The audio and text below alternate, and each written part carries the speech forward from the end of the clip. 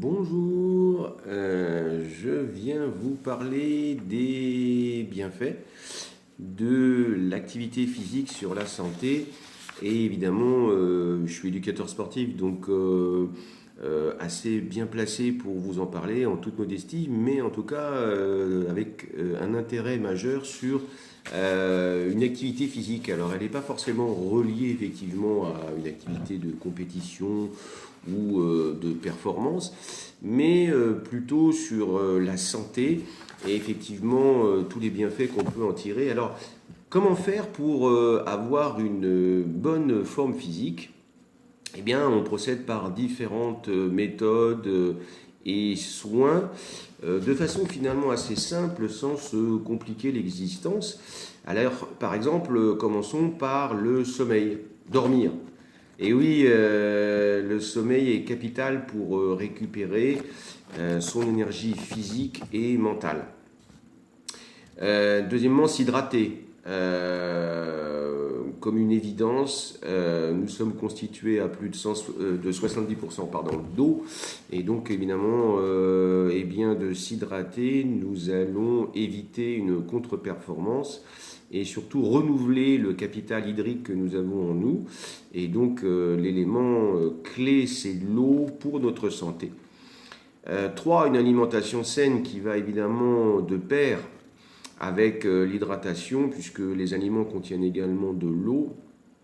Et évidemment, quand on a une alimentation saine, à l'image d'une voiture dans laquelle on met la bonne essence, eh bien, mettez la bonne essence dans votre organisme. L'ensemble des organes vitaux et périphériques ne marcheront que d'autant mieux, d'autant que si vous avez une activité physique qui sollicite l'organisme, les muscles, les os, les tendons, eh bien, si vous avez une alimentation, il faut du carburant.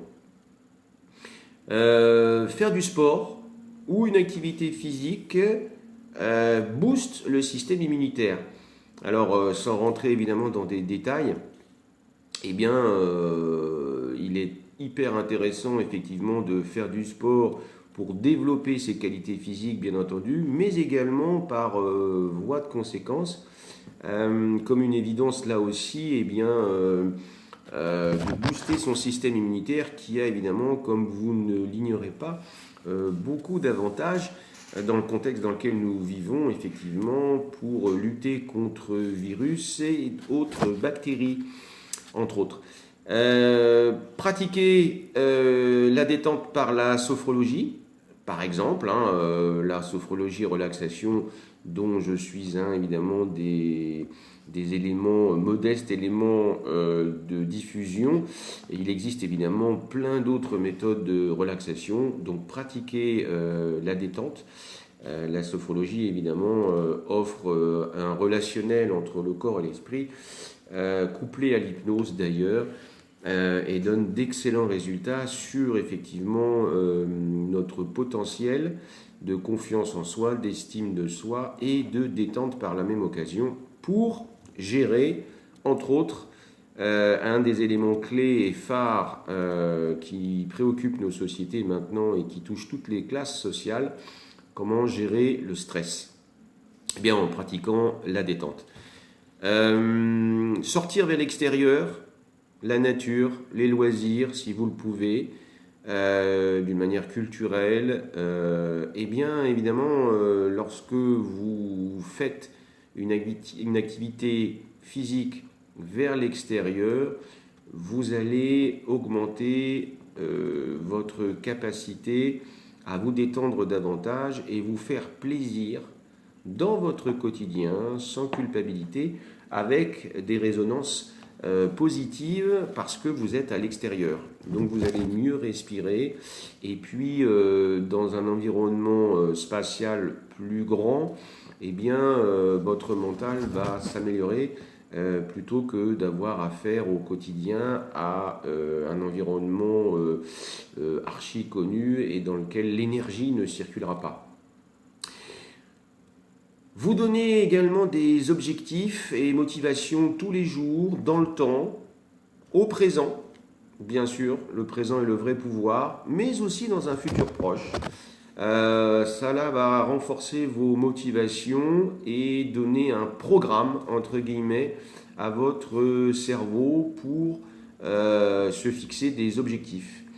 Alors, quels exercices on peut faire tous les jours? Alors, moi, je vous invite à faire des exercices de poids de corps, tout simplement, c'est-à-dire que vous travaillez avec le poids de votre corps sur de la marche, sur du vélo, de la natation, des étirements, de la gymnastique douce, tout un ensemble et panoplie d'activités physiques dont l'OMS d'ailleurs préconise 20 minutes par jour au moins d'activité physique pour se maintenir ou reprendre une activité physique adaptée. Qu'est-ce qu'une activité physique finalement? Quelle en peut être la définition? Eh bien, elle regroupe à la fois l'exercice physique de la vie quotidienne, comme je vous le disais, comme les courses, et également l'activité physique de loisir. Donc vous vous déplacez, vous décidez de prendre vos baskets, vous décidez de prendre votre vélo, vous décidez d'aller à la piscine, vous décidez d'aller faire du yoga, et puis vous décidez de faire une pratique sportive un petit peu plus soutenue avec un objectif ou pas. En tout cas, selon toujours l'OMS, le sport est un sous-ensemble de l'activité physique spécialisée et organisée. Donc en fait, vous avez une activité physique, quelle qu'elle soit, le sport va décliner des sous-ensembles qui vont, eux, être spécialisés. Vous allez vous spécialiser dans la course à pied, vous allez vous spécialiser dans la natation, vous allez vous spécialiser dans le triathlon. Et là, ce sera évidemment un peu plus organisé qu'une activité physique dans laquelle il faut porter les sacs de course. Et là, vous n'avez pas le choix que pour monter au premier étage. Pour vous donner un exemple concret, eh bien, vous allez porter les sacs et solliciter votre corps et donc faire une activité physique. En quoi consiste l'activité physique? Eh bien, elle a beaucoup de vertus et pour vous faire court, elle a sur un plan préventif, eh bien, elle est très préventive sur un plan cardiovasculaire, évidemment, pour prévenir les cancers et les diabètes de type 2. Elle réduit également les symptômes de dépression et d'anxiété. Elle retarde l'apparition de l'hypertension. Et la liste est très longue et positive sur tous les bienfaits d'une activité physique, dont je ne vais pas décliner évidemment aujourd'hui dans cette vidéo l'ensemble des points positifs, parce que ça prendrait 2 heures. Mais pour vous brosser un bref portrait, effectivement, la liste est très longue. Et donc évidemment, eh bien, il est souhaitable de faire une activité physique et d'en prendre conscience. C'est ça qui est intéressant, parce que sinon, pourquoi la faire? Elle améliore également sur un plan mental la concentration, la mémorisation et les autres fonctions du cerveau. Nous développons sur un plan neurologique par l'activité physique. Nous mettons en connexion les synapses et l'affinement, par exemple, d'un geste. Et donc, évidemment, eh bien, on sollicite le cerveau de façon positive pour qu'il affine et se perfectionne dans cette sollicitation et son information. L'activité physique permet de maintenir une bonne santé mentale par voie de conséquence. Elle garantit un sommeil réparateur et de qualité. Encore faut-il prendre les bons wagons. Le sommeil, c'est comme un train. Il faut monter dedans au moment où il passe. L'activité physique diminue le stress et sa gestion. Elle vient aider à se libérer des addictions et des dépendances, quelquefois, pour arrêter par exemple le tabac, c'est ce qui me vient à l'esprit. Eh bien, une activité physique, évidemment, quand vous allez avoir ces pulsions compensatoires addictives, l'activité physique va vous permettre de, comme une soupape de sécurité, d'éviter de céder à ces addictions toxiques pour vous. Elle favorise le maintien d'une bonne masse musculaire et elle développe le sens de l'équilibre, ce qui diminue évidemment, je pense aux seniors, les risques de chute, puisque nous mettons en place des points d'équilibre, que ce soit sur un plan postural debout ou autre, qui évidemment là aussi eh bien, nous permet de régler l'équilibre d'avant en arrière, de gauche à droite, et ainsi de nous stabiliser. Par voie de conséquence, là aussi, c'est valable pour les seniors, mais aussi pour les autres, eh bien, elle aide l'activité physique à rester plus longtemps autonome. Ce qui n'est pas rien et souhaitable par les temps qui courent. Et puis, quelle liberté de rester autonome. C'est un moyen efficace aussi de prévenir de nombreux risques de santé à tout âge, ce qui est lié à ce que je vous ai dit tout à l'heure. Les recommandations simples que je peux vous faire partager en tant qu'éducateur sportif et sophrologue, et c'est des recommandations en matière d'activité physique qui, chaque jour, en commençant par 20 minutes d'activité physique, entre 20 minutes et 2h30, on va dire, pour être large, sur des intensités modérées à élevées, eh bien, vous pouvez inclure 2 fois par semaine des activités visant à renforcer l'ensemble de ce que je viens de vous citer, des muscles et des os, en plus de l'activité cérébrale, bien entendu. Plus on est actif, plus on en ressent les bienfaits. Alors, par exemple, eh bien, faire des pompes chez soi, avec, si c'est trop difficile, avec les genoux au sol, vous trouverez tout ça sur Internet.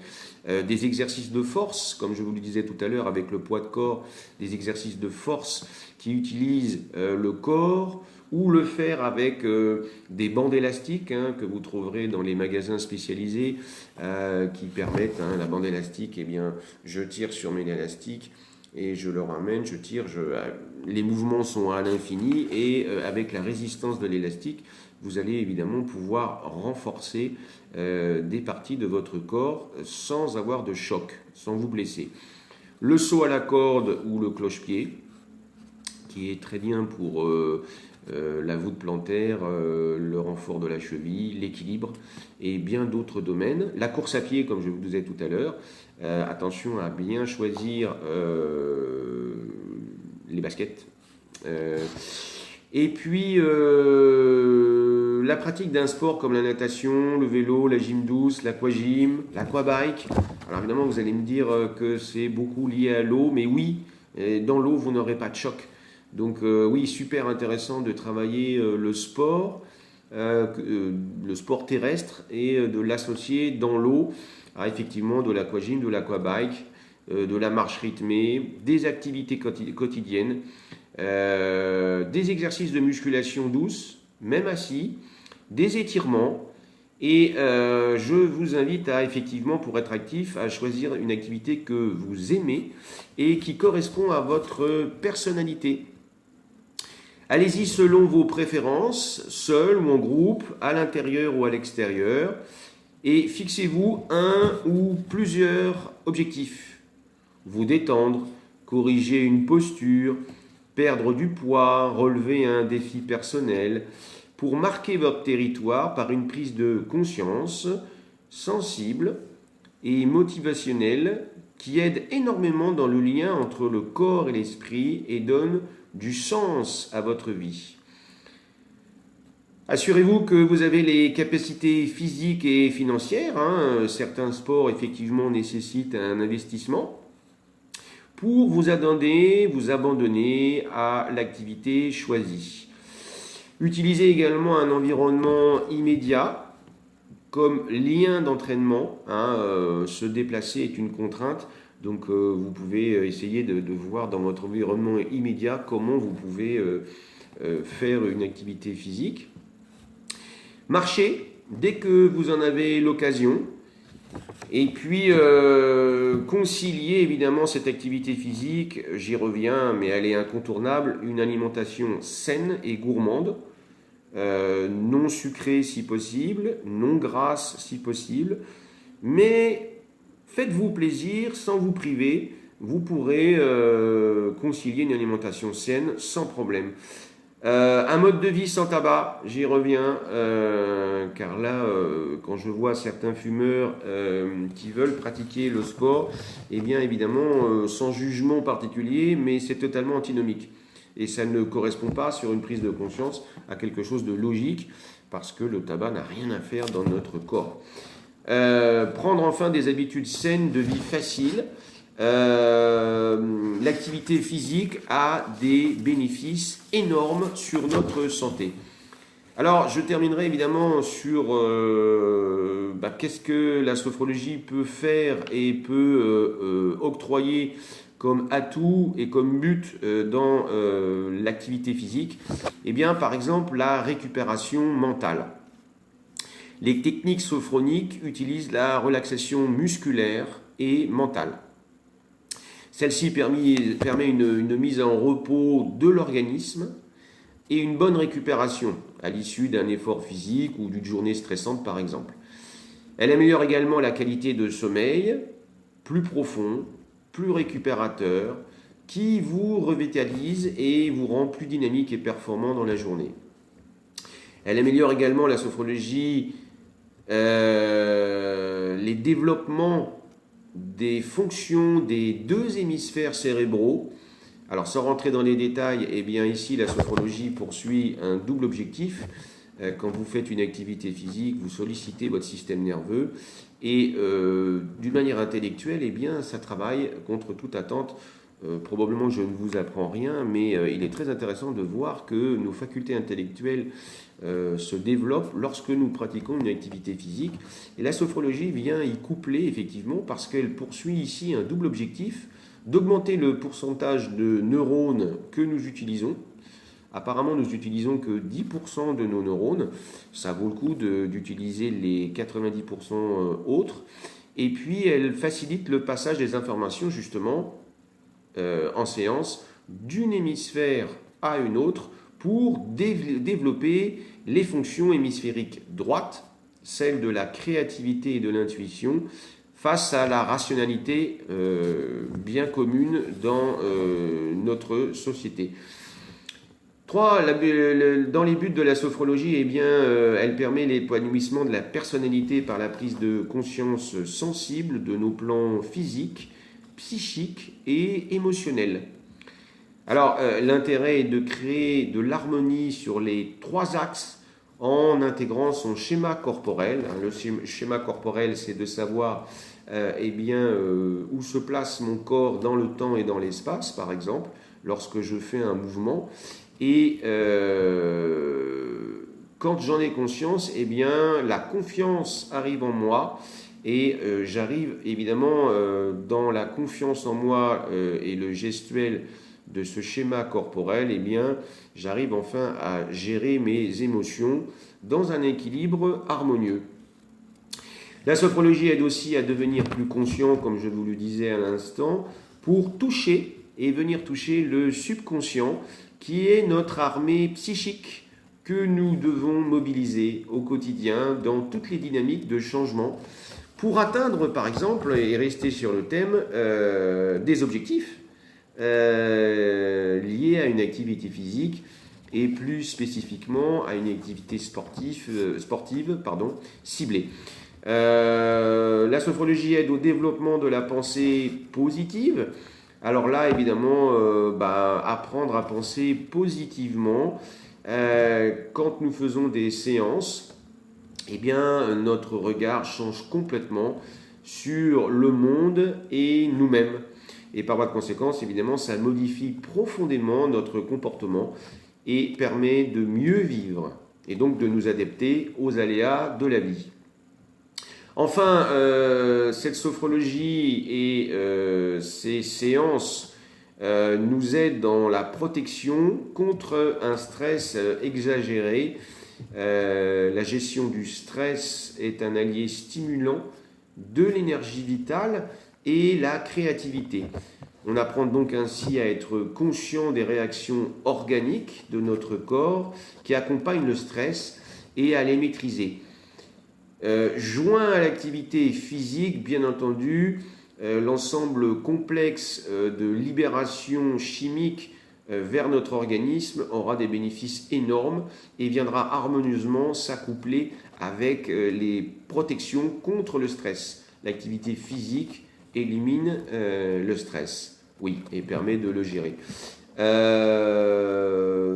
Enfin, le vivre en séance et par des exercices adaptés, ça permet d'avoir un vécu, la sophrologie, d'une réalité objective pour apprendre le plus possible à vivre dans le présent, ici et maintenant, car nous sommes souvent attachés à notre passé, que nous ne pouvons pas changer, et préoccupés par notre avenir. Voilà, j'espère que cette vidéo en direct vous a plu. En tout cas, eh bien, j'ai tenté, je l'espère, convaincu que vous fassiez une activité physique parce que les bénéfices eh bien, sont énormes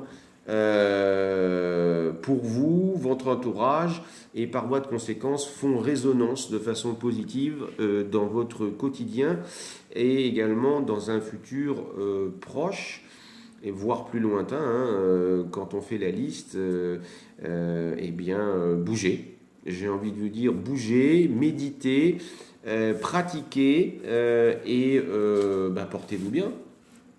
Voilà.